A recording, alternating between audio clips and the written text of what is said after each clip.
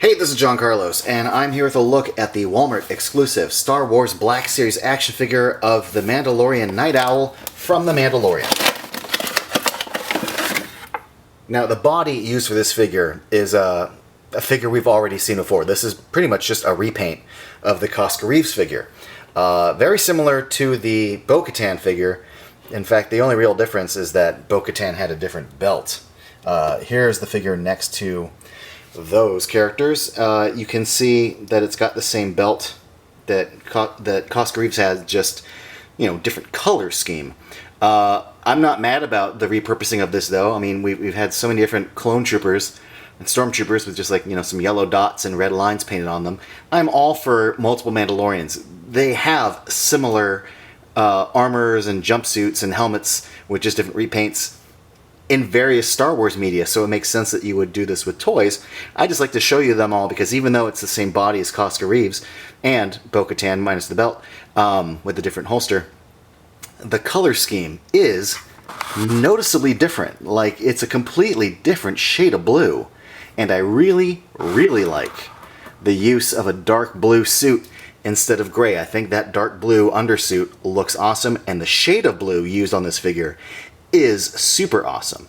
Probably one of my favorite color schemes I've seen on a Mandalorian figure so far. Now, speaking of Bo-Katan, if you look right underneath the head here, if I could see it with the light, not only is there a head underneath that this is attached to, but with the hair, that sure looks like Bo-Katan's head underneath there. So that's fun if you're able to pop this helmet off and take a look at what the head looks like underneath. The paint on the helmet looks really, really good. The rangefinder does move.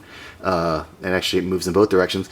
Paint on the helmet's pretty clean. The little insignia here with some sort of looks a little scratched off there, but the darkening around the edge there looks good on this side. One of the things I like is that it almost looks like a mistake, but if you look at the production photos, the blue paint on the gray sections of the breastplate are part of the design. I think the blue and gray separations look really, really good.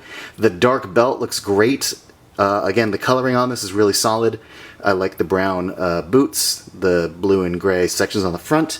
Speaking of blue and gray, the rocket pack, the jet pack looks really, really good. I like the color scheme on this. Paint is also really clean on that.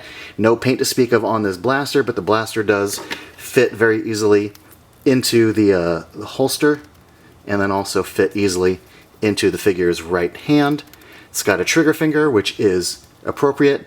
Left hand is just another trigger finger hand, but one gun, two trigger finger hands. What's up with that, Hasbro? Just give me a relaxed palm hand, for Christ's sake. Come on.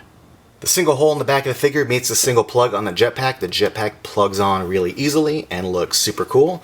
And this figure on the shelf, on the tabletop, does look really cool too. I think the Cosca Reeves figure was a great looking figure as far as sculpt goes, and I think it is only heightened by the quality of the color scheme here.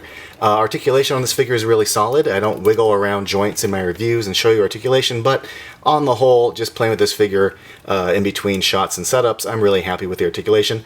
Nothing worth complaining about. I think it's really good. Knees, thigh swivel, head, all that.